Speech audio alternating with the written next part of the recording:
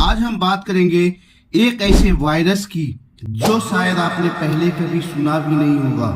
HMPV यानी human मेटानिमो virus. ये virus एक इनविजिबल एनिमी की तरह साइलेंटली स्प्रेड हो रहा है और बहुत सारे लोग इससे डायरेक्टली इम्पेक्ट हो रहे हैं बिना इस बात को समझे कि उनका असली प्रॉब्लम्स क्या है। तो सवाल ये उठता है, क्या है ये वायरस, कहां से आया और सबसे जरूरी बात, क्या हम इसे बच सकते हैं। तो शुरू करते हैं एक डीप डाइव एनालिसिस के साथ। ह्यूमन मेटानिमो वायरस या HMPV एक रिस्पिरेटरी वायरस है जो सबसे पहले 2001 में डिस्कवर हुआ था। ये पैरामेक्सो वायरस फैमिली का पार्ट है, वही फैमिली जिसने मिसल्स और मम्स जैसे वायरस भी हैं। लेकिन ये वायरस क्या करता है, सिंपल लैंग्वेज में समझेंगे।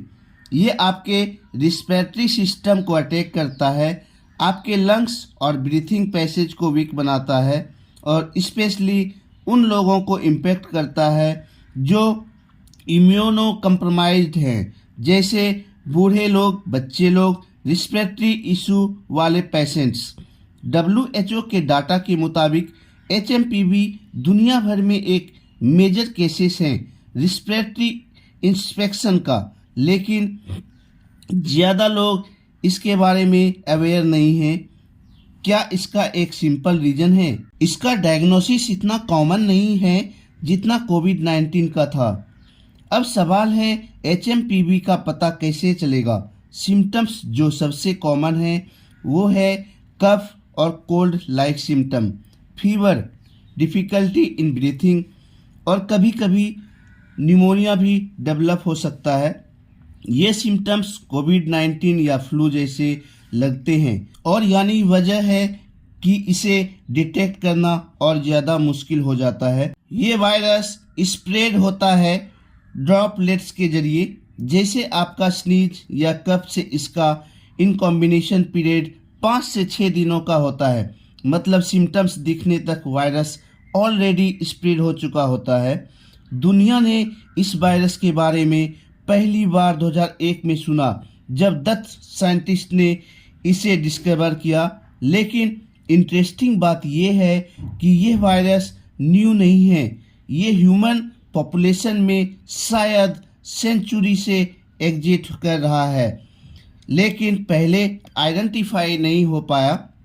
साइंटिस्ट का मानना है कि ये वायरस बर्ड से ह्यूमन में ट्रांसफ़र हुआ होगा, क्योंकि इसका जेनेटिक मार्कर्स एक बर्ड्स वायरस से मिलता है। जो बात इशू डेंजरस बनती है वो है इसका अंडर डायग्नोसिस ग्रुप्स पर इसका इम्पैक्ट पड़ता है।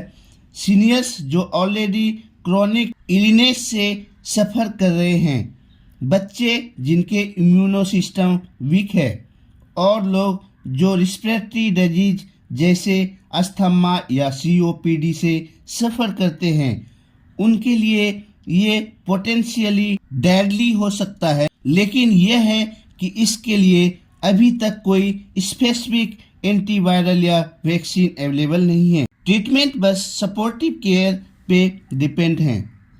एक छोटी सी कहानी सोचिए, 2 साल का एक बच्चा जो हर रोज प्ले स्कूल जाता था, एक दिन माइल्ड फीवर और कफ के साथ घर आया। पेरेंट्स ने सोचा कि शायद नॉर्मल फ्लू है, लेकिन कुछ ही दिनों में उसे हॉस्पिटलाइज करना पड़ा क्योंकि उसका ऑक्सीजन लेवल डेंजरस लो हो गया था। डायग्नोसिस हुआ HMPV।